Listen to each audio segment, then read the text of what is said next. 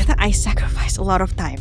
I feel like kita selalu mikir the grass is always greener on the other side. Aku ternyata jauh lebih suka yang tipe pekerjaan yang aku bisa set my own KPI. Okay. So I want to set my own goals in wherever I'm working. Mau itu bikin bisnis sendiri maupun kerja untuk orang lain. Gimana sih kalau kita baru lulus tuh kita mungkin banyak kelabilan ya. Jadi kayak your first job always is never like the right one for you. Okay. Dika Himawan adalah seorang entrepreneur, community builder, dan brand founder.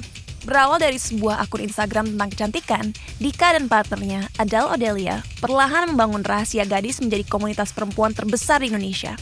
Sebuah ruang di mana jutaan perempuan muda bisa berbicara jujur tentang mental health, kepercayaan diri, dan hak-hak mereka yang sering diabaikan.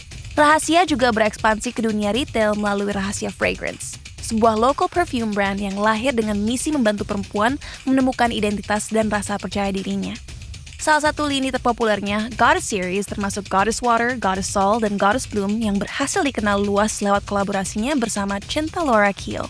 Waktu I started Rahasia Gadis, aku ngomong sama kayak the other co-founders, I think this can be bigger than just a community for women. Tapi dari awal Rahasia Gadis itu punya misi untuk bisa mengedukasi gadis-gadis in terms of mental health, beauty, and financial education ya. Okay. That's our 3 missions. Yeah. We have to invest, but at the end of the day, when you invest in people, kita juga harus mikir gimana caranya secara company harus naik level lagi. Satu, memiliki prinsip dalam hidup ini, prinsip yang benar-benar kamu bisa lindungi.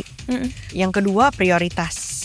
Prinsip kamu pasti akan berhubungan dengan apa yang kamu prioritasin gitu. Yang ketiga itu kualitas untuk bisa adapt to change. Adaptability. Yes, adaptability. Fun fact-nya adalah seneng banget bisa all our board of directors and founders bisa hamil bareng and ngelahirin around the same time karena kita tahu gitu. Kita tahu setiap meeting tuh nggak boleh lebih dari 3 jam. Karena kita harus mompa.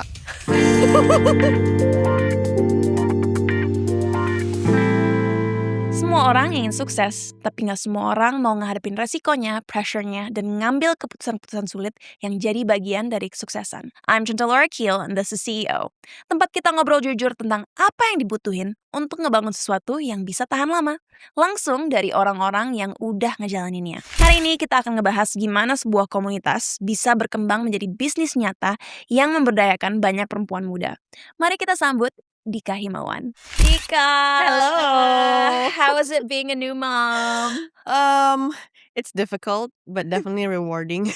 Tahu nggak, gilanya aku udah kenal kamu ya let's say 5 tahunan lah. Iya. Tapi aku baru tahu weekend ini bahwa ternyata kamu salah satu pendiri komunitas K-pop Indonesia.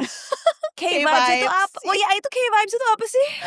K-Vibes tuh komunitas K-pop yang kita kayak bahas semua hal tentang K-pop lah, kayak media, basically like a media K-pop yang paling update.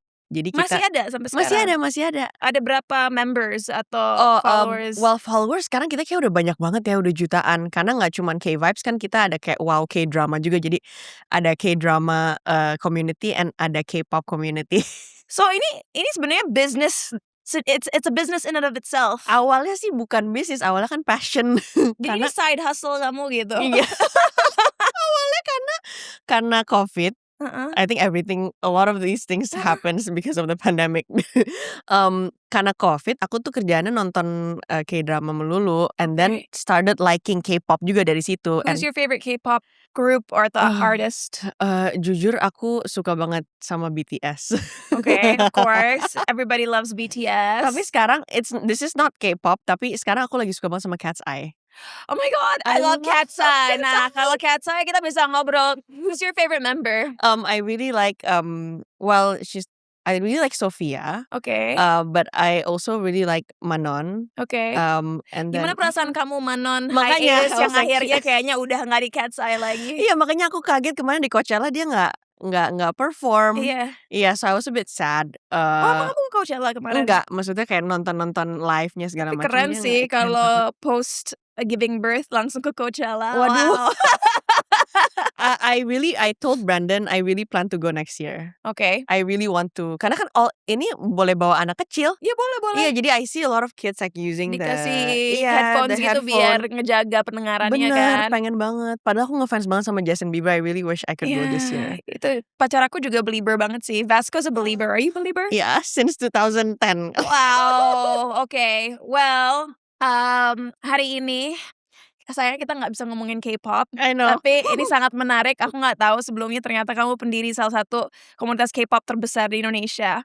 But ternyata kamu itu sebelum mendirikan Rahasia Gadis, Rahasia Fragrance, kamu pernah kerja di World Bank. Yes. Boleh tahu nggak sih Super posisinya different, apa dan suka nggak? Were you happy? Iya. Well, okay, jadi waktu itu tuh kan aku sekolah di New York, and then I came back home after I graduated. Terus habis itu aku pengen melakukan semua hal, kayak pengen apply ke all types of jobs.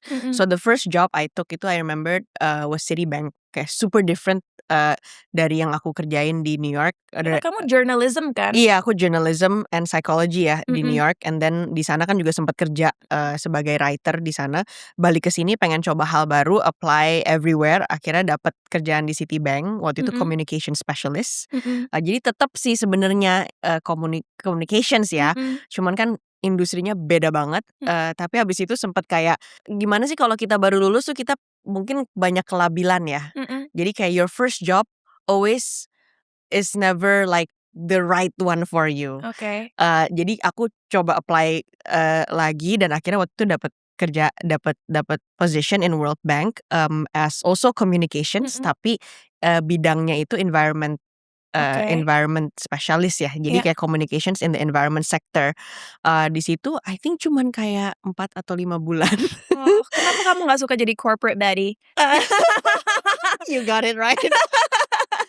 Karena ternyata bukan industrinya yang aku gak minat, tapi day to day-nya. Ternyata aku kurang bisa yang setiap hari masuk kantor terus mengerjakan hal yang sama setiap hari gitu. Atau kayak yang udah tahu banget apa yang harus dikerjain, and then set of KPI-nya juga clear banget gitu. Aku ternyata jauh lebih suka yang tipe pekerjaan yang aku bisa set my own KPI. Okay. So I wanna set my own goals in wherever I'm working. Mau itu bikin bisnis sendiri maupun kerja untuk orang lain gitu. Tapi kan kalau kerja untuk company yang sangat besar, values, work culture, KPI, goals, job desk itu udah sangat terdiri ya. Kayak maksudnya udah sangat baku, pokoknya gini. Bener, baku gini.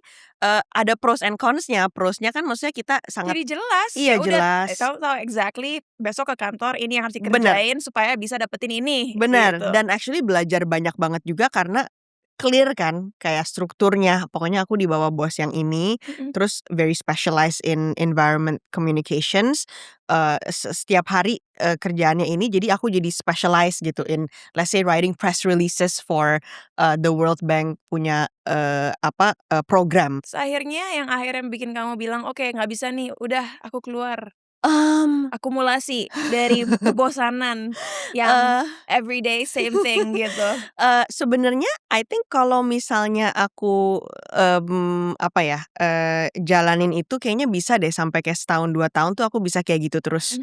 Tapi waktu itu ternyata aku ketemu my mentor now. Jadi aku ketemu orang yang sebenarnya pekerjaannya itu aku nggak terlalu passionate awalnya. Cuman karena orangnya teman aku dari kecil yang sebenarnya udah older than me, she's a great mentor. Boleh spill nggak sih namanya atau dia lebih mau anonymous? Oh nggak, namanya Putri. You know Putri? Oh Putri. Yes, Oke. Jadi kita udah temenan dari dulu banget. Terus habis itu one day kita lagi ngobrol aja, and then she talked to me about her job at a football club, ya kan, Bali United. Yang dimana kita juga sebenarnya udah kayak keluarga aku juga udah kenal Bali United. Maksudnya kita udah very affiliated. Terus I wanna learn more from her. Oke. Gitu. Jadi aku ternyata suka banget kayak cara dia kerja, cara dia set her goals.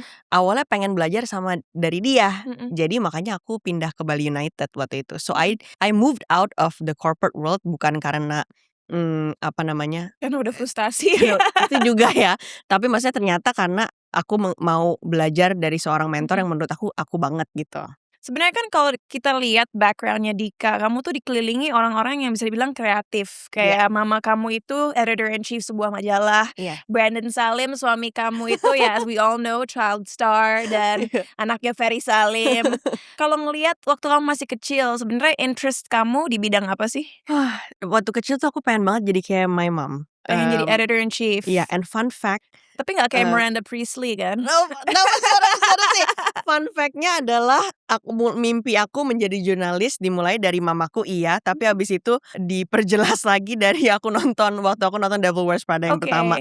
Tapi kamu sangat tidak seperti Miranda. You're sweet, you're kind, you're loving. So, aku dari kecil itu mamaku kan dulu kerja as a journalist in Femina. Terus lucu banget waktu dia apply dari awal banget jadi jurnalis di Femina, dia itu hamil aku. And that was her first job ever gitu. Especially as a journalist. Terus dia sampai aku lahir, aku itu paling suka waktu kecil itu ke kantornya mama. Jadi I grew up in this journalist environment. Dari dulu ke kantor Femina, aku inget banget sampai kenal semua editor di sana karena aku sering ke sana kayak abis ballet kelas, ngegereyengin mereka kayak, kamu lagi ngapain? Aku pengen dong coba di typewriter. I remember that was probably my first essay. And then nonton Devil Wears Prada, terus jadi mau lagi pindah ke New York untuk mau jadi editor. Super classic ya. So cute. Tapi sebenarnya yang kamu geluti sekarang nggak terlalu jauh dari dunia itu sih. Untuk yang nggak tahu, boleh nggak sih kamu cerita ke kita apa rahasia gadis? And how did it come to be? Iya. Jadi sebenarnya my ideal job waktu aku di New York kan pengen banget jadi editor ya. Di majalah lah di sana. Pokoknya kayak Devil Wears Prada persis gitu. Terus waktu pulang ke sini akhirnya kayak pindah kerjaan, finding out what's best for me. At the same time during the pandemic juga ada passion project lah ya. Passion project di mana social media kan lagi naik banget. Pengen banget nulis kayak sebuah diary atau kayak pengen banget ngungkapin rasa-rasa aku on social media gitu. Dan waktu itu aku sama my long time friend Adele, very long time, we were friends since we were born. We decided to grow this platform called Rahasia Gadis. Nah awalnya sebenarnya Rahasia Gadis itu udah dari 2014. Iya, tapi waktu itu by our friend lah intinya. Tapi abis itu awalnya dia cuman kayak dia cuman bikin itu untuk bikin apa? cover Instagram tapi untuk nge-review beauty aja. Jadi awalnya banget tuh sebenarnya itu. And then during the pandemic, right before the pandemic, justru dia pengen dia pengen move cowok on. Ya, bukan yang makanya. Mulai. Jadi yang bikin Rahasia Gadis sebenarnya adalah laki-laki yang dimulai ini 2014 yang nge-review makeup intinya ya, kayak beauty stuff. Terus karena dia pengen move on berkeluarga kalau nggak salah ya, akhirnya dia nanya kalian mau take over nggak atau kalian yang nawarin. Betul begitu. I know it's a bit like going there, tapi maksudnya waktu itu kita ngelihat, aduh ini tuh pengen banget aku jadiin platform untuk bisa speak to so many things about women, kayak speak about my insecurities tapi juga at the same time menjadi perpanjangan tangan untuk gadis-gadis di Indonesia lah. Karena waktu itu I think 2018-2017 itu saat-saatnya Instagram itu atau media sosial berubah dari yang tadinya media aja, cuman pokoknya ngeberitain apapun, menjadi komunitas. Karena kan fitur-fiturnya juga mulai kayak komen, Instagram story, bisa reply ke story, itu tuh mulai menjadi something else gitu. Dan dari situlah aku sama Adele waktu itu beride kayak, oh ini kayaknya bisa jadi two-way communication. Kita let's not make this into a media. We don't want to make a media gitu. We want to make a community. Tapi komunitasnya online. Dan dari situ ada satu fitur yang kita bikin namanya confession room. So where makanya kan namanya Rahasia Gadis. Where we open up forum lewat DM and waktu itu lewat website kita untuk orang bisa gadis-gadis lah curhat tentang apapun itu. And honestly waktu itu curhatannya banyak yang bikin kita surprise ya gitu. And banyak yang justru nggak datang dari kota-kota besar di Indonesia, tapi justru datang dari kota-kota kecil, desa-desa kecil. Mereka curhat punya akses akhirnya untuk curhat tentang pengalaman mungkin pelecehan seksual, atau mereka merasa depresi, atau mereka merasa kesepian, dan dari situlah kayak, oh, this is Rahasia Gadis is much bigger than an Instagram page. Kalau yang aku baca ya, katanya Rahasia Gadis adalah platform untuk perempuan muda terbesar di Indonesia. Yes. Which is, wow, such a grand statement and apparently true, so Yeah. congratulations. Apakah menurut kamu unique selling point-nya Rahasia Gadis yang membedakan Rahasia Gadis dengan platform online lainnya adalah elemen community base dan juga IP yang kalian buat, yaitu confession room. Iya, Confessions room. confession room. Confession Iya. room, oke. Definitely, karena kita ngelihat sebenarnya Rahasia Gadis itu bukan trendy platform. Malahan kita jarang banget ngikutin tren-tren media atau komunitas yang happening di online ini. Kita fokusnya banget apa yang gadis-gadis itu curhat sekarang, itulah yang kita bahas. Oke. Gitu. Nah, this brings me to my next question. Karena ternyata kalau ngelihat track record kamu dari K-Vibes ke Rahasia Gadis, kelihatannya kamu itu specialty-nya memang membangun community. Yes. Sedangkan dari POV aku ya, karena aku juga punya community sendiri, Killers Community dan Cita Laura Foundation. Menurut aku untuk bisa meningkatkan tingkat membership dan untuk members ini engage itu susah menurutku ya, nggak susah semua banget. orang bisa mengaccomplish itu. So gimana caranya ningkatin angka members dan engagement kalau dari sudut pandang kamu? How have you done that di Rahasia Gadis dan sekarang udah ada berapa active members? Iya, aduh, sulit banget ya, jujur. Creating a community is super hard karena at the end of the day itu balik lagi ke kitanya gitu. Komunitas itu ada karena kita yang foundernya memiliki opini atau bukan opini juga ya, tapi memiliki POV kayak mungkin. POV ya terhadap sesuatu, dan itulah POV itu yang kita justru suarakan terus melalui social media atau offline event, atau small gathering gitu kan. Nah, dari situ POV kita akan attract, menarik orang-orang yang pemikirannya sama dengan kita, dan itulah dimulai satu orang pun, 2 orang pun, 3 orang pun, itulah komunitas. Awalnya komunitas tuh di-build-nya dari seperti itu gitu. Dan kadang kita suka mikir kayak, aduh, kok cuma 5 orang yang mikir sama ya sama kita. But actually if you guard that small community, and semua 5 orang itu sekecil apapun itu aja udah sangat percaya dengan POV kita bersama-sama dan statement yang kita bikin, itu lama-lama akan menular ke teman-temannya mereka yang ternyata pemikirannya juga sama. Sebenarnya mulainya is very simple, maksudnya kayak gitu ya gitu. Kayak contohnya di Rahasia Gadis, kita mulai dengan membikin yang namanya Rahasia Gadis Leaders. Jadi dari kita waktu itu bikin seleksinya pakai bootcamp, pakai kelas webinar ya pada zaman COVID. Dari situ kita pengen gadis-gadis di setiap kota itu memiliki sosok yang memancarkan value Rahasia Gadis gitu. Jadi kita ambil merekrut Rahasia Gadis leaders dari Bandung, dari Surabaya, dari Medan, dari mana-mana.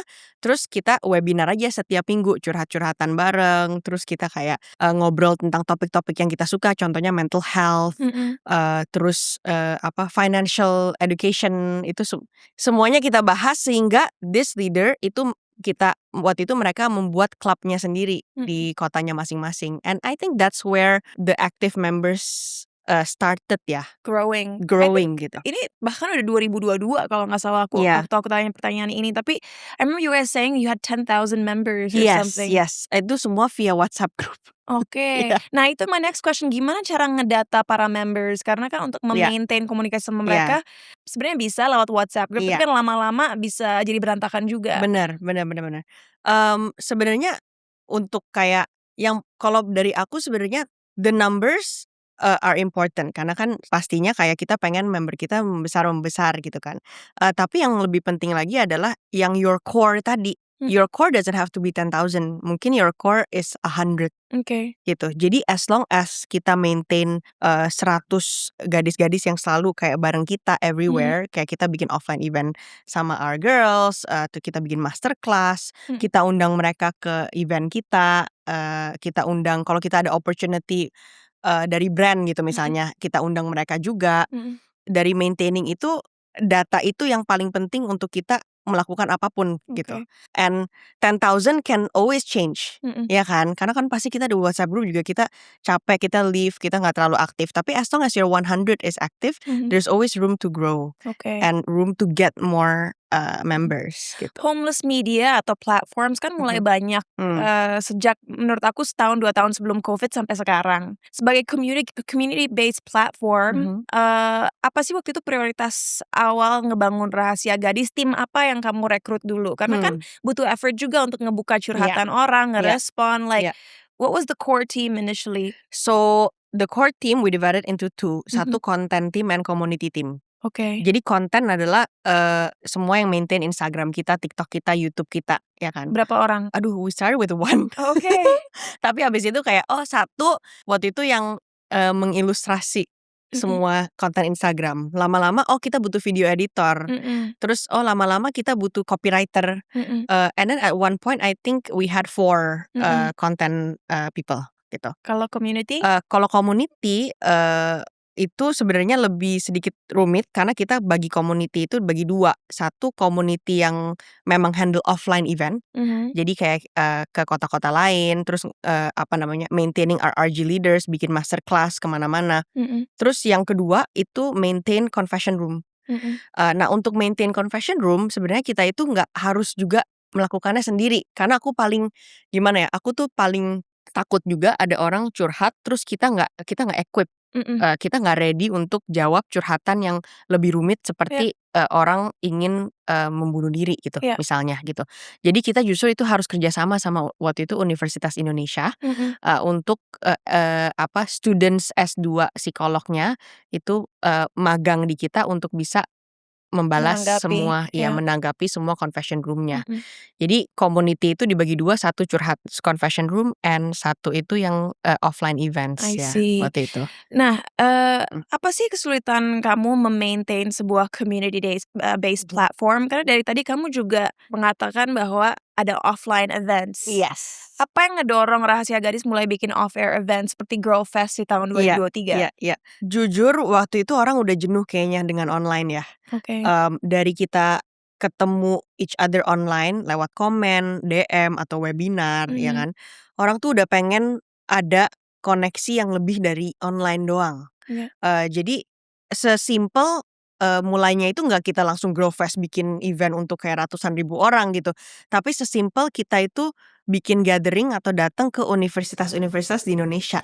Waktu itu Rahasia Gadis bikin sampai sekarang sih bikin IP namanya Rahasia Gadis Goes to Campus. Masih atau sampai Goes to sekarang? School sampai sekarang masih Goes to Campus or Goes to School, di mana kita visit universitas atau sekolah kayak SMP, SMA untuk mengedukasi tentang suatu hal. Contoh waktu itu yang kita SMP itu sampai 10 SMP yang kita kunjungi ya untuk edukasi soal menstrual education. Ya, jadi kita mulai dengan again event yang kecil-kecil banget, paling cuma 20 orang per kelas kan, 20 orang, sampai yang kita bikin event gedean di universitas pernah 500 orang. Abis itu kita bikin lagi yang 1.000 orang dan akhirnya waktu itu 2022 kita mencoba bikin satu festival yang lebih besar yang akhirnya I think 50,000 people ada kali traffic ya in and out. Tapi di awal-awal, how did you cover the cost? Karena kan Rahasia Gadis nggak langsung banyak pemasukan dong. Yes, Like, benar. how did you build the community-based platform sehingga akhirnya bisa mendapat penghasilan dan bisa berkembang programnya? Aku sih prinsipnya if I want to create something itu harus sustainable. Jadi harus bisa berjalan sendiri ya. Berjalan sendiri itu artinya apa? Kita harus punya pemasukan, harus profit sehingga kita bisa make our platform bigger lagi. Karena kalau misalnya kita nggak mikirin soal bisnisnya, ya selama-selamanya Rahasia Gadis akan kecil. It's never going to be the largest women platform.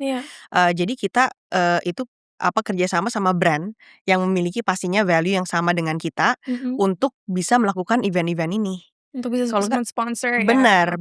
Kalau nggak kita juga nggak kuat untuk bisa kayak ke 10 university di Indonesia. Kita juga nggak bisa bikin sesuatu kayak Girl Fest, ya kan? Kalau misalnya kita nggak bisa melakukan itu, jadi edukasi yang kita pengen lakukan atau community building yang kita lakukan juga nggak tersampaikan. Oke. By the way, mungkin ini agak sedikit internal dan mungkin rahasia ya, tapi I think it's okay for me to ask. 3 tahun yang lalu kan lahir dari Rahasia Gadis, Rahasia Beauty. Iya. Di mana kalian menjual produk-produk makeup. Iya. Akhirnya berevolusi lagi tahun lalu menjadi Rahasia Fragrance. Yes. Dimulai dari makeup dan akhirnya fokus ke perfume. What happened? So, jadi aku itu ngefans banget sama Into the Gloss. Dibikin sama Emily Weiss di New York. Jadi dulu dia editor Vogue or Allure ya. Terus habis itu dia bikin blog namanya Into the Gloss. And then dari Into the Gloss itu dia bikin brand namanya Glossier. Oke. Aku ngefans banget sama dia gitu. Dan waktu I started Rahasia Gadis, aku ngomong sama kayak the other co-founders, I think this can be bigger than just a community for women. Tapi ini juga bisa jadi kayak Into the Gloss dan Glossier, di mana kita ada our own product with the values of Rahasia Gadis. Kita membuat produk yang bisa gadis-gadis kita or our community pegang nih. Can you tell us what your values are biar lebih jelas? Yeah, well, Rahasia Fragrance has turned into its own brand ya. Tapi dari awal Rahasia Gadis itu punya misi untuk bisa mengedukasi gadis-gadis in terms of mental health, beauty, and financial education ya. That's our 3 missions. Jadi semua event yang kita running di Rahasia Gadis itu selalu masuk ke mission itu.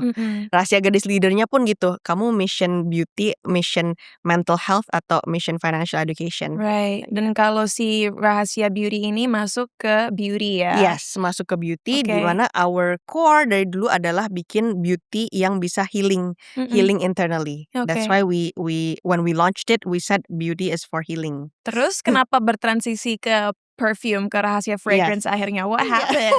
So ini to be honest, skin kita launch waktu itu toner, moisturizer, and makeup products. To be honest, skincare and makeup industry in Indonesia is super competitive. Jadi in a way it's purely a business decision juga. Karena jujur it's very difficult. Difficultnya di mana I want to create the products yang benar-benar kayak our community need. Disurvey sama komunitas kita, itu bikin toner sama moisturizer itu 2 tahun. And we went back and forth with our community, our RG leaders, to find out, oh ini bener gak work for you, what do you feel when you use this moisturizer. Wow, you really cared. The R&D process was legit ya. The R&D gak asal bikin, bener. bikin produk, bikin ting Bener-bener gitu. sampai maklonnya kita kayak, aduh ini kok kan kita pakai maklon kan. Oh ini kok nggak jadi gitu kan. Obviously mereka kayak ayo dong cepet-cepetin biar bisa PO gitu. Ini kayak lama banget kita bolak-balik sampai enggak ini kurang deh, kita kirim ke teman kita yang di mana, kita kirim ke Rahasia Gadis leader yang di jauh banget, pengirimannya mesti beberapa hari, jadi bolak-baliknya lama. Sehingga dalam 2 tahun itu kita juga honestly udah banyak banget hal di skincare yang berubah and adapt gitu. At that time a lot of the Chinese brands also started coming in. Waktu kita develop itu belum. Nah, makanya menurut Dika, kira-kira kenapa audience Rahasia Gadis susah di-convert ke buyers Rahasia Beauty? Padahal dari figur yang kalian ajak collab aja seperti Naura Ayu, dia kan bener-bener fanbase-nya perempuan-perempuan muda gitu. What do you think could have gone wrong? After learning about after focusing in the retail business dengan Rahasia Fragrance, I think one thing juga yang we miss at that time adalah we wanted to grow very organically. Jadi kita nggak pakai ads. Kita kayak bikin videonya pun bikin video sendiri gitu, kayak very organic. Meanwhile the industry itu very advanced ya kalau misalnya retail gitu.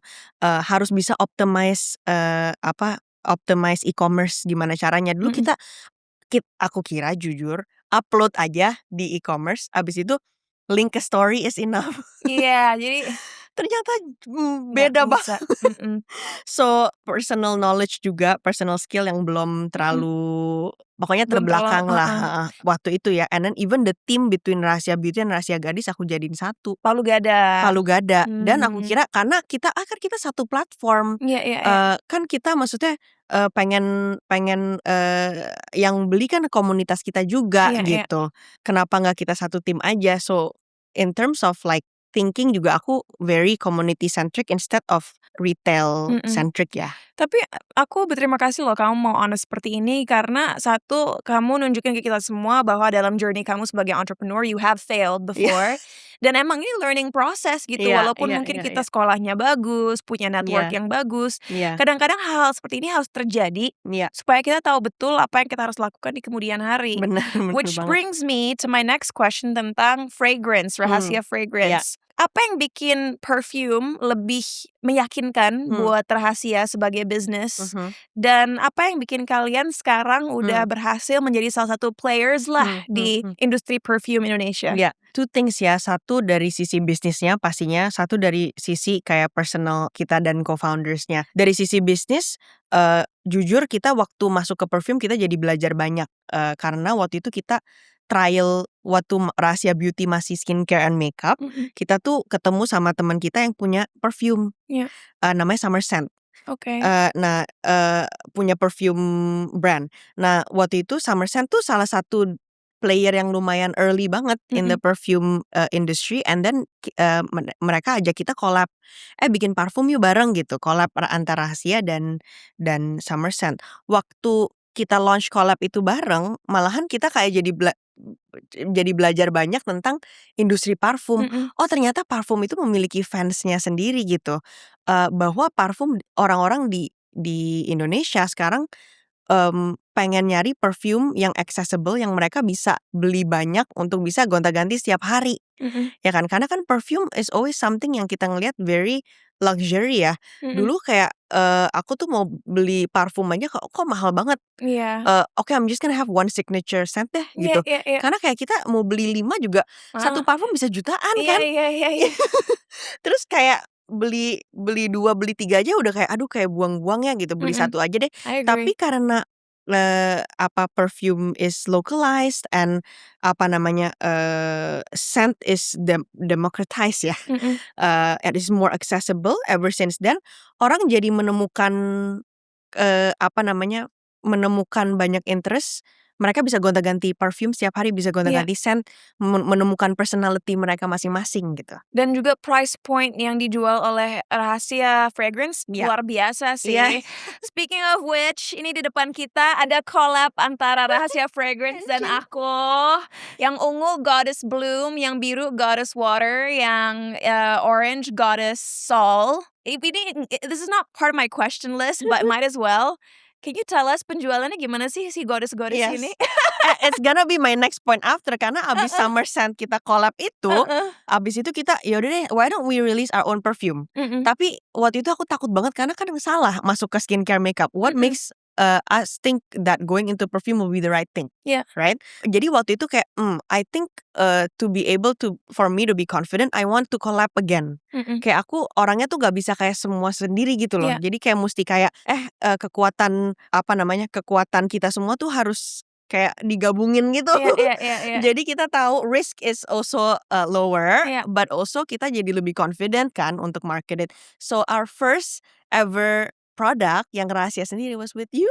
Yeah. And then yang produk sama Cinta Laura adalah yang bikin kita justru segue menjadi Rahasia Fragrance. Waduh, so you're saying I'm the catalyst? So I think that should answer your question, how are the sales? Iya. I mean semuanya doing well ya, tapi kayak sampai sekarang favorit masyarakat tetap Goddess Water, yaitu yang pertama. Yes. Tapi kayaknya kesamaan antara Goddess line ini adalah kita ingin membuat perempuan Indonesia ngerasa percaya diri, tidak takut untuk bersinar. Yes. Menyadari kualitas-kualitas baik mereka, dan intinya nggak takut untuk menjadi badass B, ya nggak? Bahwa semua wanita bisa jadi goddess kayak Cinta. All women are goddesses. And which is the next point, selain bisnis adalah personality. Aku suka banget parfum ternyata karena it brings out the best in you. Dulu tuh aku malahan nggak pernah pakai parfum waktu lagi high school. Oke. Mulai aku kuliah, mulai aku pakai parfum, and I realize waktu aku di kuliah itu personality aku yang lagi paling strongnya. Oke. Mulai jadi strong waktu high school, mungkin aku kayak labil, nggak ngerti gitu, kayak hidup itu kayak galau gitu, banyak nggak tahu gitu. Tapi kalau kuliah tuh aku udah lumayan kayak outspoken, confident, Yeah. and that's when I start using perfume. Yeah. Jadi kayak aku nggak tahu itu ada korelasi atau enggak, tapi kayak the more kita kayak outspoken, personality-nya udah mulai kebentuk, the more kita pengen produk-produk yang bisa membantu memancarkan itu gitu. Kayaknya parfum itu dapat mengamplifikasi kualitas-kualitas baik yang kita udah miliki Benar, gitu. benar. Fun fact, Dika dan aku kita high schoolnya sama. Kita berdua ke JIS. Dia kakak kelas aku. So we went to the same school. Ini pertanyaan aku selanjutnya. Tadi kan kamu sempat mention kalian dulu go with the flow banget saat masuk ke dunia beauty. Tapi setelah fragrance aku tahu banget rahasia tuh punya e-commerce, punya live team, punya affiliate. Zaman sekarang kan hal-hal kayak begini jadi key component dalam penjualan yang baik ya. How do you maintain a healthy margin? Karena seperti kita tahu e-commerce dan affiliates ngambil persentasenya tinggi banget. That's actually a very, very, very good question yang jujur sekarang juga kalau misalnya di kolom komentar ada yang bisa jawab gimana ya cara healthy margin. Actually, why is a good question karena it's right now apa yang kita lagi mikirin banget gitu di company kita. Karena satu, competition is tough right now. Kayak there's so many new fragrance brands in the market that are selling much cheaper than us. Dan aku gitu. nggak tahu gimana mereka bisa dapat profit loh, karena emang murah banget. Aku tahu apa yang kamu maksud. Dan kita aja udah tergolong murah banget guys. Kita 180-an ya. Kadang-kadang kalau lagi nge-live bareng Dika di Rahasia Fragrance, itu tuh 3 bisa dijual. Waduh, 150.000 tuh buat 3 kadang-kadang kalau lagi ada apa hot flash sale. Flash sale. Terus Kinda kayak bisik-bisik kayak beneran kamu make money nggak? Jadi sekarang memang kayak gimana cara kita balance marketing budget kita berapa versus harus kayak compete in the market gimana gitu. Karena sekarang 180.000 kita kira udah accessible kan ya. Sekarang tuh 50.000. I know. Offering also glass bottle gitu. Offering aku nggak tahu ya maksudnya isinya apa? Iya, maksudnya aku nggak tahu in terms of like the fragrance oil persentasenya segala macam kan bisa beda-beda. Cuman kayak the competition is tough gitu. Kita kan sebagai gimana ya, Rahasia Fragrance juga kita itu kayak I'm also still idealistic in a way where I don't want to launch kayak a new product every month juga gitu. Dan kualitas penting banget buat kita. Aku tahu kita bikin satu parfum aja bisa sampai 6 bulan karena kita nggak ngasal ingredientsnya dan lain sebagainya. Iya, mesti dites dulu ke skin gimana, longevity-nya gimana. And also I want the sense that we launch untuk personal juga ke aku yang aku suka juga gitu, atau founder aku suka atau tim kita suka. Jadi it's very tough right now in the market di mana a lot of brands are doing this at a very large scale. Kemarin aku ngobrol sama pabrik aku ada beberapa brand yang setiap produksi itu bisa 500.000. Jadi setiap pesen botol tuh 1 juta botol gitu. And that's how they can get the COGS jadi low banget. Meanwhile kalau kita kan masih kayak okay, we really want to take it slowly but also compete in the market. Jadi itu sih it's very difficult to compete. Tapi kalau kita selama-lamanya akan compare ke yang kompetitor kita yang arahnya seperti itu, ya kita juga akan kelelep unless we have like a huge investment or unless we have a huge capital to work with gitu. Jadi sekarang yang paling efektif buat Rahasia Fragrance dalam marketing itu kayak gimana? Iya. Jadi marketingnya itu malah menurut aku is a lot of things are still very organic malahan. Itu jadi kita jadi dari dulu mungkin aku terlalu organik. Sekarang aku udah belajar cara optimize live streaming, affiliate dan lain-lain. Tapi I still also want to insert my own storytelling in it. Yang beli Rahasia Fragrance, yang suka Rahasia Fragrance are in the end going to be my priority. Gitu. Yes, we want to expand, tapi yang penting Rahasia Fragrance becomes a brand yang aku juga very passionate about. Aku akan selalu pakai. Collaborators aku juga very happy and still within the value of Rahasia Fragrance. And I realize the moment I start thinking like that, aku udah gak terlalu mikirin kompetisi yang misalnya ke arah yang mass market banget gitu. Karena toh kalau misalnya aku main di sana nanti ada lagi yang 30.000, nanti ada lagi yang 20.000 gitu. Lama-lama gratis kita Iya, bagi-baginya. makanya. Jadi I wanna stick with our current market sekarang gitu. If we wanna try to be everything, lama-lama juga susah ya. Dalam arti kamu tahu jelas siapa market kamu, kepribadian atau tipe-tipe orang yang ingin kamu reach, dan ya marketingnya juga spesifik agar Bener. memang kamu meng-cater ke demografik yang rela dan tahu kualitas rahasia fragrance. Sekarang kalau kita ngomongin rahasia ekosistem ya, fragrance dan juga gadis. Apakah setiap perusahaan punya tim masing-masing? Tadi kan kita ngomongin soal Palu Gada. And berapa orang sih yang ada di bawah naungan rahasia ekosistem? Now learning from past mistakes, we separated the team. Jadi kita udah truly beda rahasia fragrance, rahasia gadis. Rahasia gadis sekarang actually very minimal, paling cuman ada kayak 4 orang gitu. Oh wow. To maintain our community and also to create content online. Tapi yang rahasia fragrance yang sekarang lagi growing banget, dimana I think we have close to 15 people. Masih kecil juga sih sebenarnya, Tapi nggak gede-gede efektif, banget. Tapi bagus. yes, and this honestly I have to puji tim aku banget karena dengan 15 orang ini kita bisa kayak live 24 jam. Wow. Yes, Oke. live 24 Itu jam menolong di ya, live 24 jam e-commerce. jualan Iya. di social media. Yes, Efektif. nolong banget, efektif banget. Karena ternyata sekarang di retail industry is all about quantity.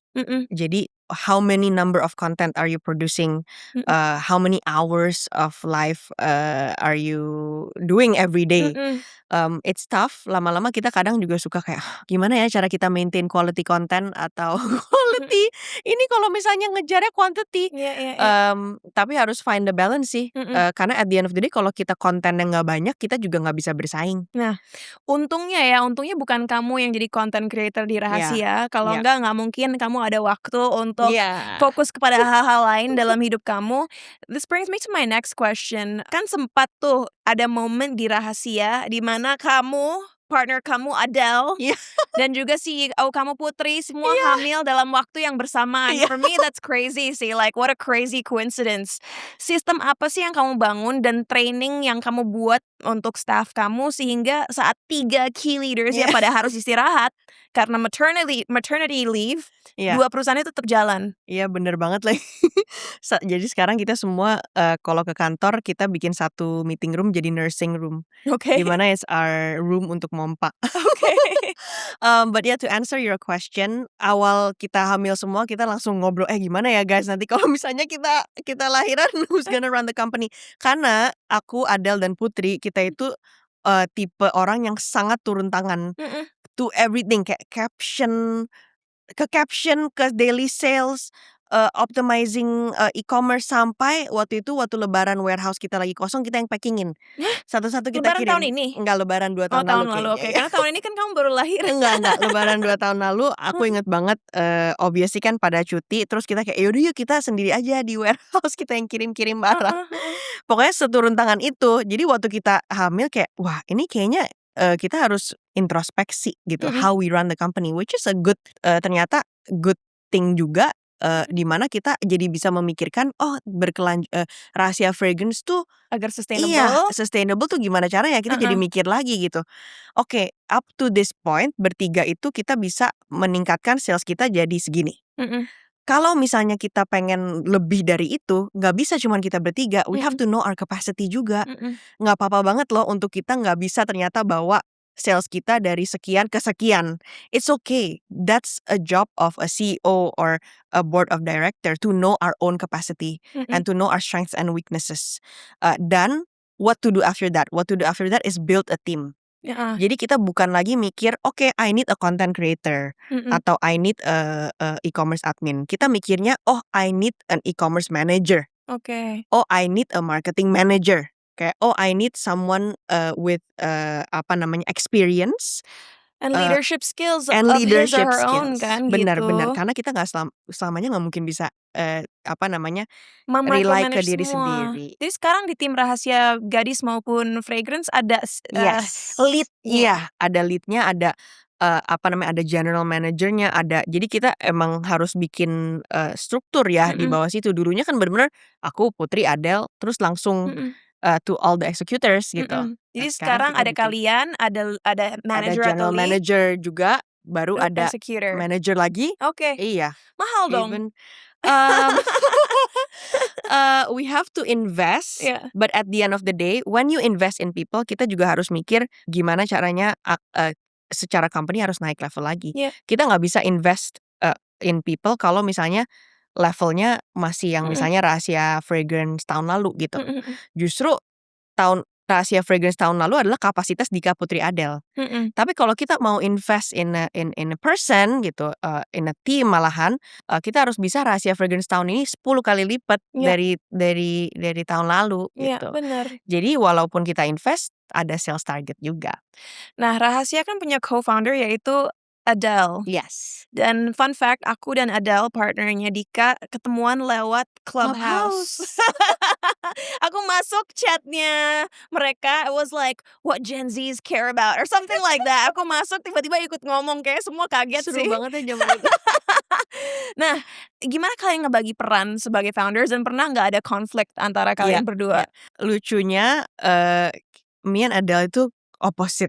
Kayak in terms of working and also Kemampuan, strength and weaknesses, dan juga little things like Adele itu suka banget even numbers. Jadi dia genap orangnya. Kayak dia suka tanggal 2, tanggal 4, tanggal 6. Kalau aku tuh odd. Aku suka tanggal 1, tanggal 3, tanggal apa. I know it's like a bit weird, tapi that's how opposite we are gitu. Jadi sama di pekerjaan, kita juga punya skill masing-masing yang completely different. Adele is very high level, dia tuh bisa memikirkan visi ke depannya. Kita tuh jangan lupa nih goal kita nih ke depannya gitu. Kalau aku bedanya, aku tuh suka banget perintilan gitu. Jadi kadang orang kayak aku yang suka banget perintilan, kayak I would revise kayak captions. You know, I would tadi mungkin yaudah deh aku ke gudang pengen lihat cara packingnya gimana misalnya. Kadang most of the time aku lupa jadi goalnya tuh apa gitu. Jadi misi kita ke depan tuh Rahasia Fragrance tuh mau jadi apa tuh kadang suka lupa. So she thinks about the vision, you think about the operations, which is penting karena kadang orang yang punya visi nggak bisa operations, dan operations nggak terlalu memiliki mungkin visi yang terlalu gimana-gimana. Iya, benar gitu. Dan begitupun juga waktu kita running Rahasia Gadis, she was very good at community building. Jadi kayak confession room, ke sekolah-sekolah, ke kampus-kampus, managing the Rahasia Gadis leaders, connecting with them, that was like Adele. Kalau aku tuh kayak day to day content, sales, finance gitu. Which is very important. Which is also is very important as well. Jadi we both have our own strengths and weaknesses. Terus karena kita opposite banget, jadi waktu kita create a strategy tuh kayak matching feeling in each other.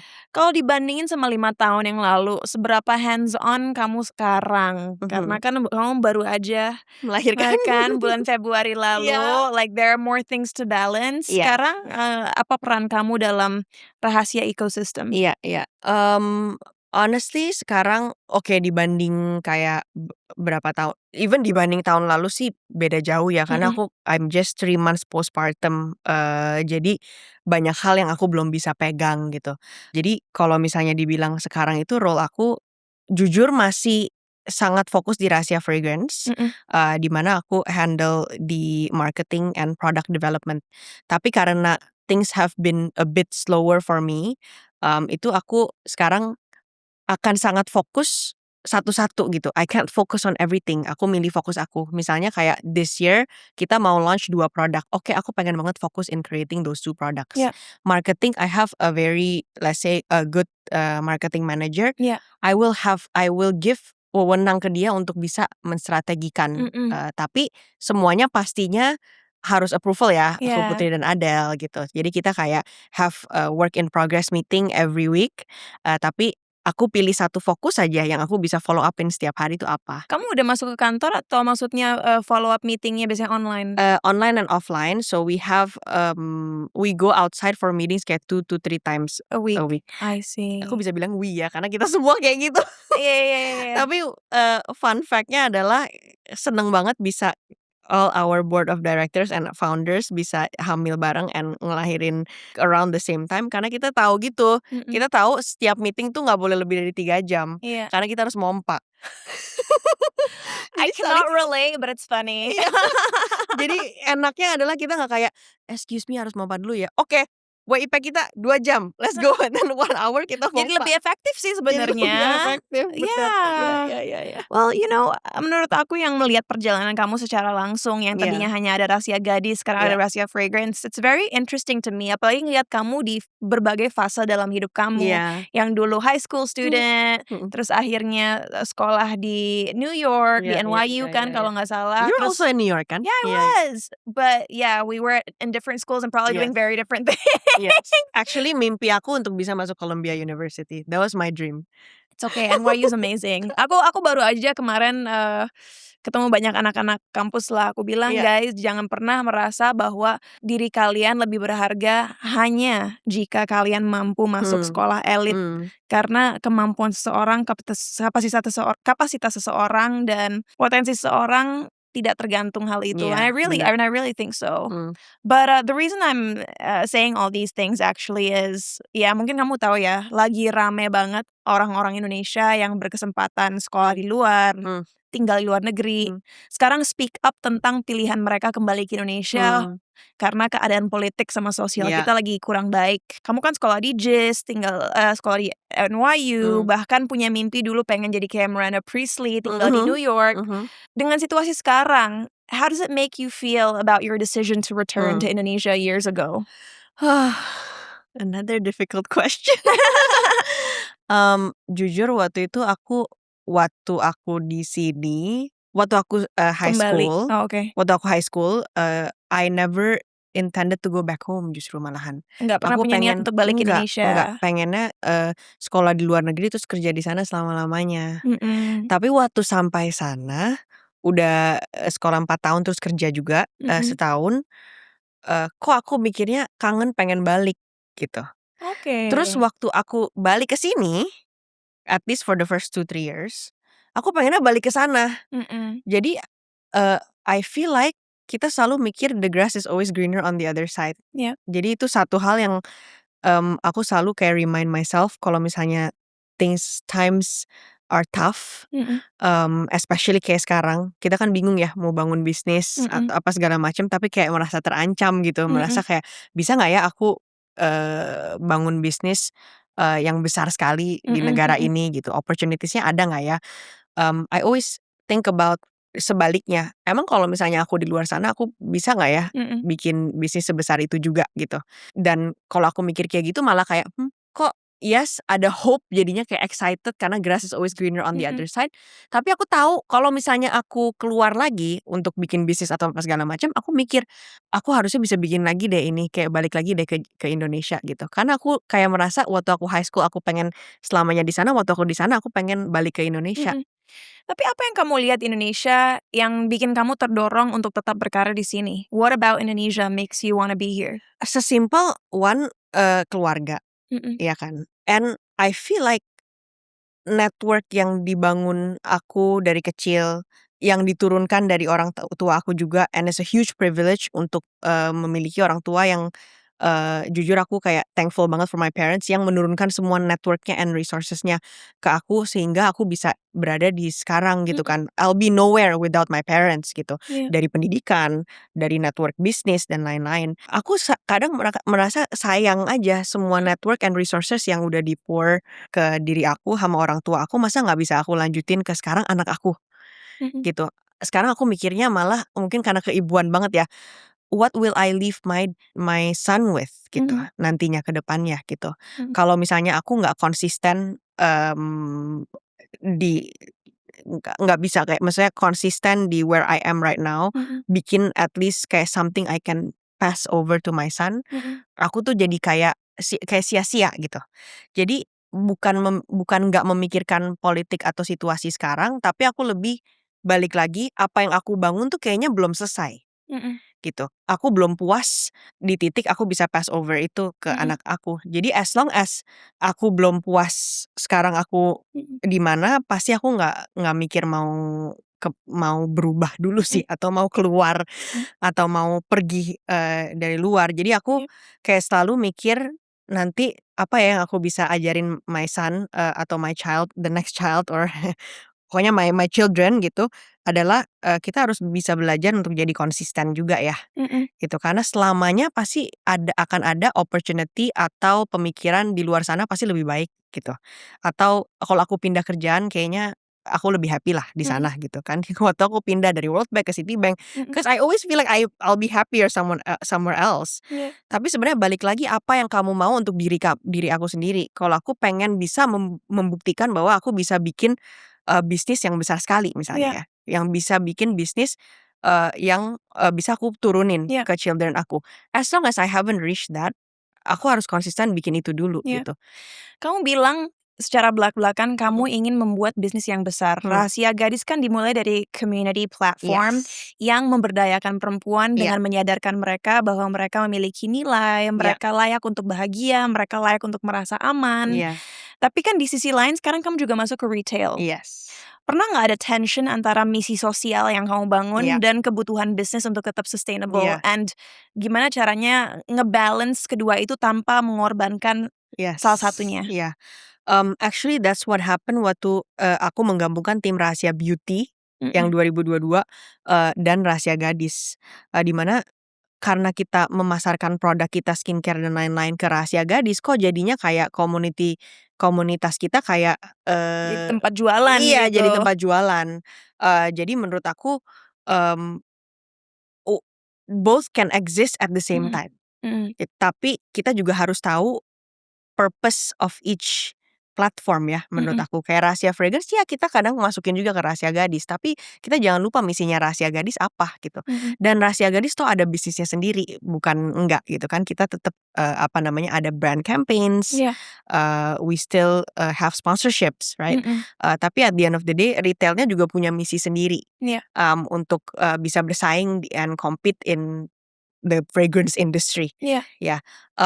As long as core-nya at the end of the day with Rahasia Fragrance, I always remind my team kita itu harus berkolaborasi atau punya komunikasi yang value-nya itu nggak jauh atau harus sama dengan Rahasia Gadis. Contohnya kolaborator yang kita pilih di Rahasia Fragrance itu selalu kolaborator yang menurut aku yang sangat empowering dan sangat masuk ke value Rahasia Gadis. Contoh Cinta Laura, right? It's always collaborators that we can aku cocok juga sih, ya kan? Nggak mungkin kita kerja sama orang yang nggak cocok kan. Jadi itu yang aku pengen jaga banget di Rahasia Fragrance. I think kalau aku boleh merangkum buat penonton di rumah ya, Rahasia Gadis itu tentu punya revenue stream dari brands, tapi revenue stream itu tidak hanya digunakan untuk men-sustain Rahasia Gadis sebagai community, tapi juga membuat program-program yang bisa mengamplifikasi pemberdayaan yang kalian ingin berikan kepada perempuan-perempuan muda di Indonesia. Sedangkan Rahasia Fragrance, I think it's also empowering karena seperti kita bilang tadi, perfume itu dapat meningkatkan perasaan kita terhadap diri kita sendiri dari segi value dan juga kepercayaan diri. Tapi of course it's a business, so you need a profit supaya bisa dibesarkan dan semakin banyak produk-produk yang bisa dibuat untuk nge-fulfill demand dari para customers. Tapi at the end of the day, they both empower in different ways gitu. Nah, speaking of empowerment, kamu kan ngebangun komunitas untuk perempuan muda. 10 tahun ke depan, apa perubahan nyata yang paling kamu harap bisa terjadi untuk perempuan muda Indonesia? Dulu mungkin aku akan jawab ini sedikit berbeda. Mungkin dulu aku tuh selalu mikir Rahasia Gadis harus bisa reach sebanyak-banyaknya gadis di Indonesia gitu. Pokoknya numbers gitu kan. Tapi sekarang aku tuh akan happy banget kalau 10 tahun ke depan ada gadis yang mungkin udah 30 tahun atau 40, bukan gadis lagi lah ya, maksudnya woman Perempuan gitu ya, dewasa. perempuan dewasa umur 40 tahun gitu atau 30 tahun. Terus misalnya aku lagi jalan-jalan di mall atau di mana, terus dia datang ke aku terus bilang, kamu kan founder Rahasia Gadis ya, kamu tahu nggak 10 tahun yang lalu Aku curhat di confession room Rahasia Gadis. Terus karena itu dan banyak yang support aku, karena itu aku di 40 tahun sekarang gitu, misalnya umur aku di 40 tahun sekarang aku bisa berani untuk melakukan apa yang aku lakukan. Atau aku bisa menjadi confident the way I am. I think kalau satu orang bilang itu aja, aku di 10 tahun ke depan aku akan happy banget. Ternyata what I made, what I built 10 years ago gitu, itu berdampak ke satu orang aja.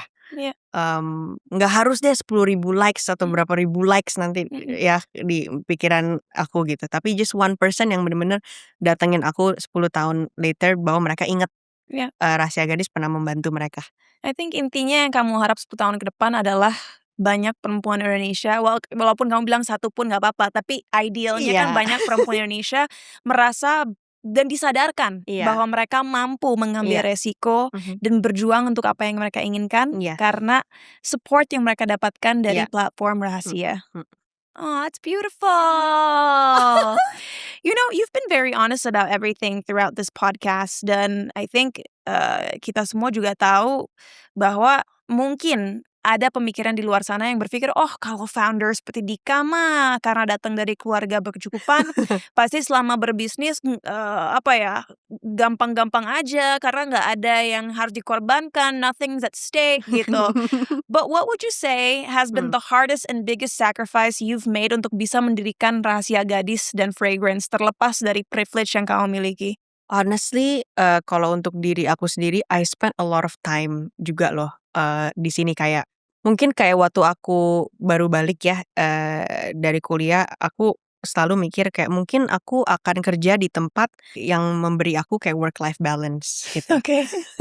Kayak aku envision myself, oh after going to work I'll meet my friends and then I wish.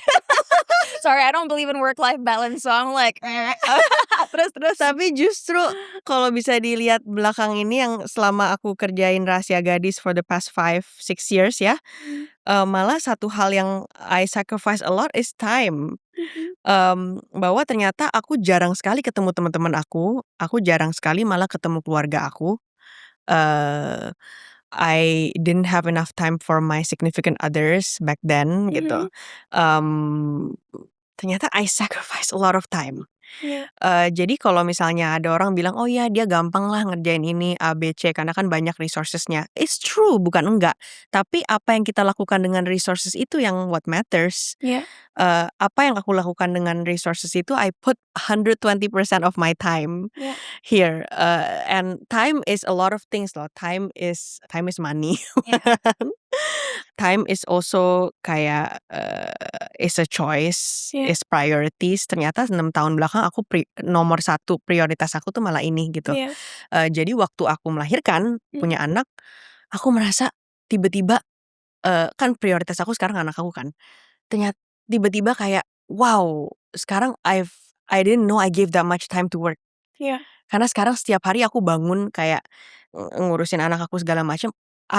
This is what I from the moment I wake up until the moment I sleep. Dulu aku nggak pernah ngeliat. You weren't aware of the things around you karena kamu sangat tunnel vision sehingga kamu tidak memerhatikan detail-detail kecil yang ada di sekeliling kamu. Benar. Tapi suatu hal yang aku ingin reiterate karena ini penting adalah yang kamu katakan essentially, jangan menyalahkan atau memandang buruk orang yang memiliki privilege karena selama privilege itu digunakan dengan baik agar bisa membantu orang lain, then there's nothing wrong with that. You're using your privilege the right way. Tahun lalu kamu menikah sama Brandon. Dalam 1 tahun kamu langsung punya anak. You got pregnant and then you gave birth. Gimana cara kamu ngejuggle semua itu? Suami, anak, kerjaan sekarang. Gimana cara juggling itu semua? Aku ngejuggle semua itu because I have a husband who works very well with me. We divide our works wonderfully, I think, and I think he enjoys being a dad. Dan dia ngerti banget bahwa role dia sebagai ayah itu nggak cuma untuk anaknya tapi untuk ibunya juga. I think it's so important. Partner yang menurut kamu ideal seperti Brandon, and I know Brandon well ya, aku udah tahu Brandon dari aku remaja. He's such a good guy.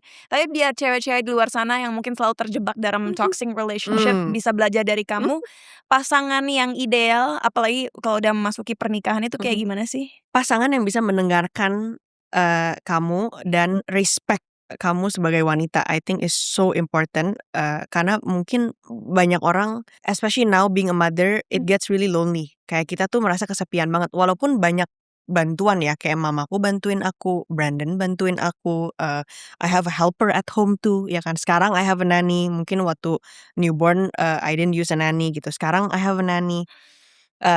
Jadi aku tetap merasa kesepian karena aku merasa kok cuman gimana ya, misalnya gini, semua orang bisa pergi kayak kerja gitu, misalnya Brandon syuting, dia bisa keluar, terus mamaku bisa pastinya pulang ke rumahnya gitu kan, naniku bisa istirahat. Tapi aku merasa kalaupun aku lagi istirahat, badan aku tuh nggak istirahat, aku tetap harus I'm still producing milk, right? Jadi kayak 3 jam tuh aku tetap, walaupun aku mau tidur 2 sampai jam 6, pasti jam 4 aku harus bangun gitu. Jadi I feel very lonely, it gets very very lonely, especially at night. Dan gampang banget untuk Brandon untuk nggak mengertiin aku gitu sebenarnya. Kenapa sih, kan aku udah apa namanya, kan aku take your shift 1 kali. Kamu kenapa masih merasa kesepian gitu. Tapi nggak tahu kenapa dia bener-bener kalau lagi stres dia malah kayak, "Kenapa ya kamu bisa ceritain nggak ke aku? What are you actually feeling?" It's not only in the actions atau ngeliat aja, tapi bener-bener kamu tuh point of view kamu tuh kayak gimana, itu penting banget.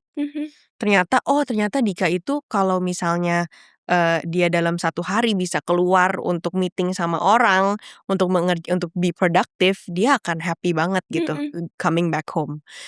Karena dia juga bilang kayak, aku kalau misalnya kan aku bilang kayak, "Aduh aku bener-bener kayak merasa kesepian banget." And then dia bilang, "Kan kenapa kamu merasa kesepian? Banyak banget loh yang bantu kamu gitu. Can you help me understand why?" And then because he gives me the opportunity to explain, jadi aku bisa explain ke dia dan dia mendengarkan itu. And dia nggak cuma mendengarkan tapi melakukan hal yang bisa membantu aku setiap harinya. I think that's super important. I think yang sangat bahaya dan menurut aku persepsi yang harus dirubah adalah cenderung ya, dan ini dari semua kalangan. Aku nggak bilang, oh kalau yang berpendidikan gini, kalau yang tidak begini, yang kaya begini, yang kurang mampu gini, enggak. Cuma ada persepsi di mana dulu orang berpikir, loh kodratnya perempuan kan memang untuk melahirkan dan mengurus anak. Okay, maybe that's true. Only women biologically can give birth gitu and breastfeed. Bener. Tapi bukan berarti seorang perempuan bukanlah manusia yang tidak memiliki keinginan lain di luar membesarkan seorang anak. You know, we still have needs as human beings. Mungkin kalau kamu keluar meeting karena itu hal produktif yang kamu cintai, bikin kamu bahagia, karena kalau kamu sebagai ibu bahagia, sebagai ibu sane, waras, itu juga akan membuat kamu memperlakukan anak kamu dengan lebih baik, dan anak itu akan tumbuh besar dalam environment yang sehat buat dirinya secara mental, emosional maupun secara fisik. Benar-benar. So it's not, you know, you can't just say this is your responsibility and as a man I'm just gonna be a breadwinner. Nggak gitu juga. We have needs beyond taking care of children gitu. Which brings me to my next question. Sebagai perempuan muda yang udah berkeluarga nih, menurut kamu akan ada nggak sih momen kamu harus mengorbankan salah satu? Has it already happened?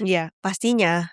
Sekarang I mean, sekarang I spend 90% of my time with my child.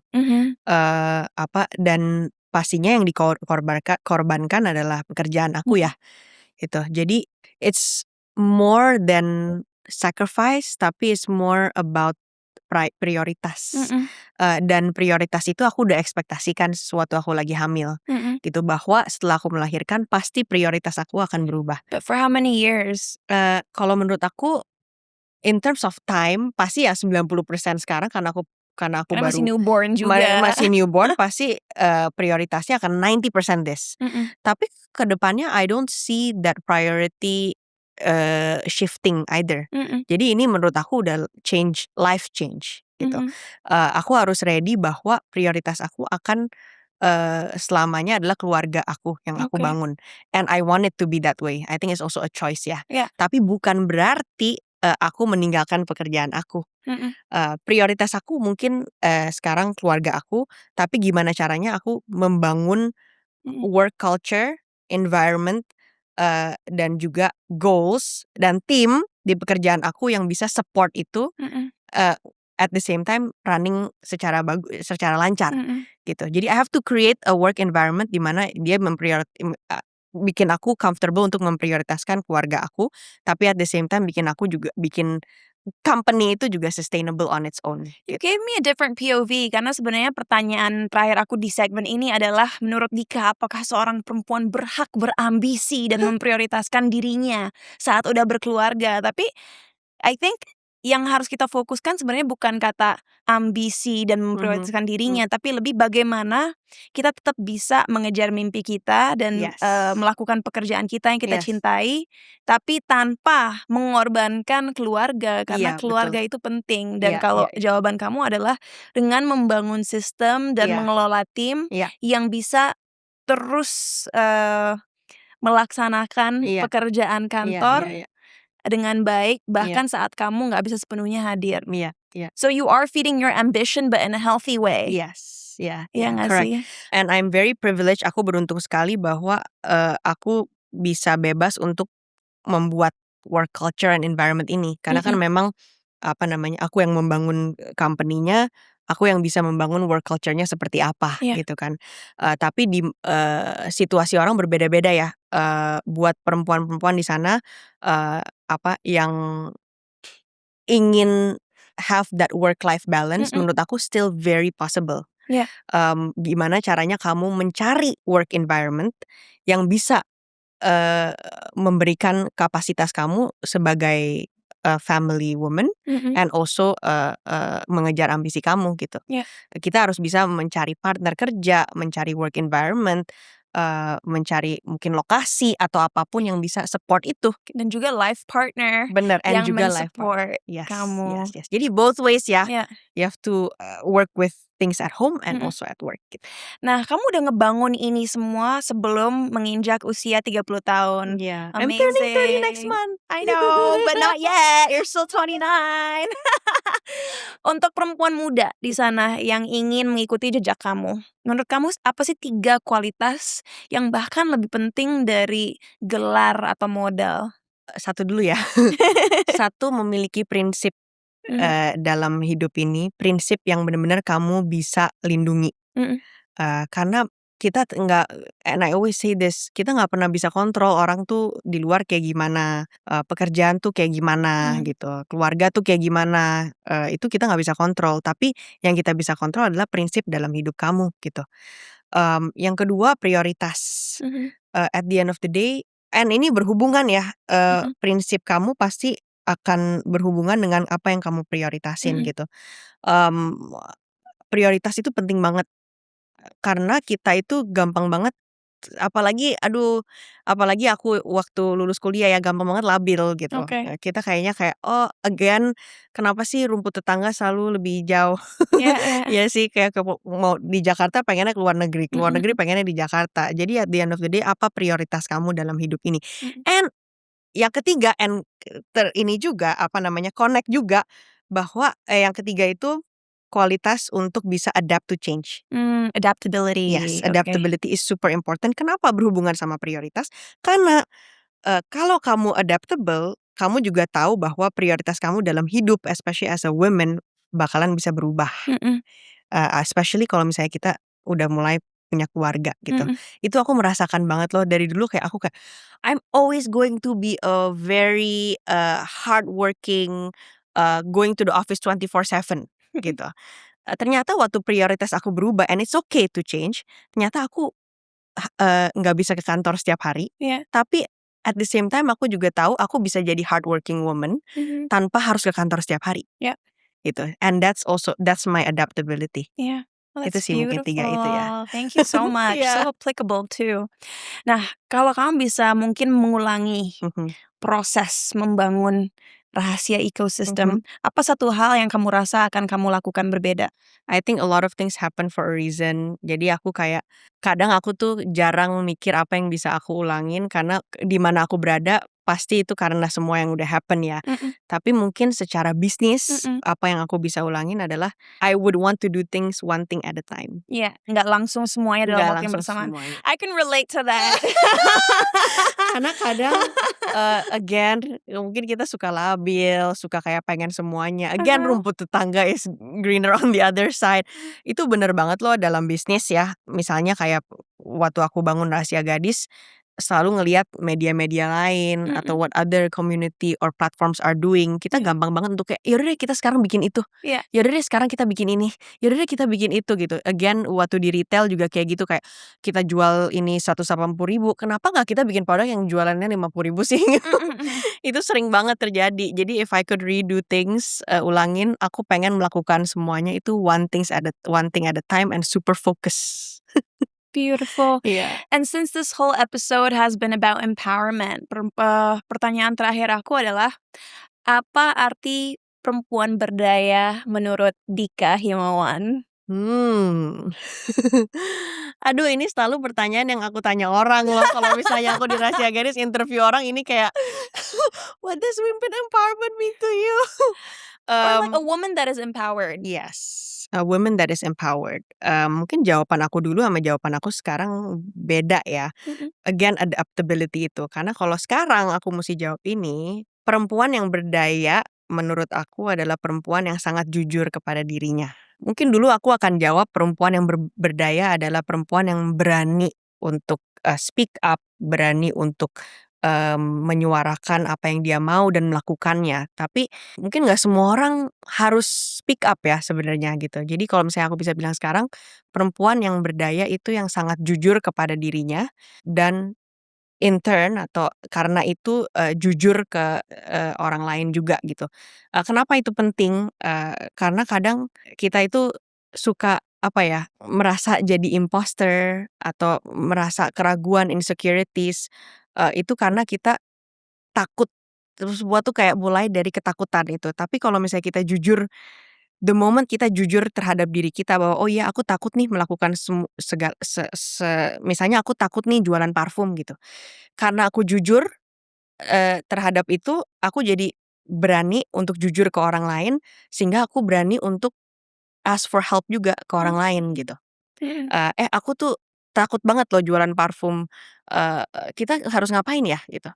Karena sebagai wanita kita tuh kayak dari dulu tuh selalu dikondisikan untuk meragukan diri kita sendiri, bisa nggak ya aku melakukan ini? Kurang cantik nggak ya aku gitu, kayak kulit aku tuh kayak jerawatan nggak ya? Kalau aku jerawatan kayak aku nggak bisa ke kantor deh gitu karena takut banget. Tapi kalau misalnya kita jujur ke diri kita, kita jadi okay with what we have gitu. Kita ke kantor kayak nggak apa-apa deh, udah kayak aku juga baru melahirkan, it's okay for me to look like I just gave birth. You know, I'm being honest, kayak everyone's asking how's postpartum. It's tough, it's hard, kayak susah banget gitu. Tapi karena itu aku jadi kayak bantuin aku dong gitu. Gimana sih cara mengasihi gitu? Gimana sih cara mompak? Kok kalau aku mompak keluarnya dikit banget sih gitu. You know, and I feel like us as women we have to be more honest with ourselves, and once we are honest with ourselves we are more empowered to do so many things in this world karena kita jadi bisa bekerja sama orang lain, bisa jujur ke partner kita, ya kan nggak malu gitu. Itu sih I think it's important. I think what's beautiful is Dika mengatakan bahwa dengan kita jujur dengan diri kita sendiri, kita menerima diri kita. Dan saat kita menerima diri kita, somehow itu membuat kita lebih percaya diri. Dan kepercayaan diri itulah yang membuat kita nggak takut untuk minta tolong dan akhirnya berkolaborasi dengan orang lain. You summarize it very well.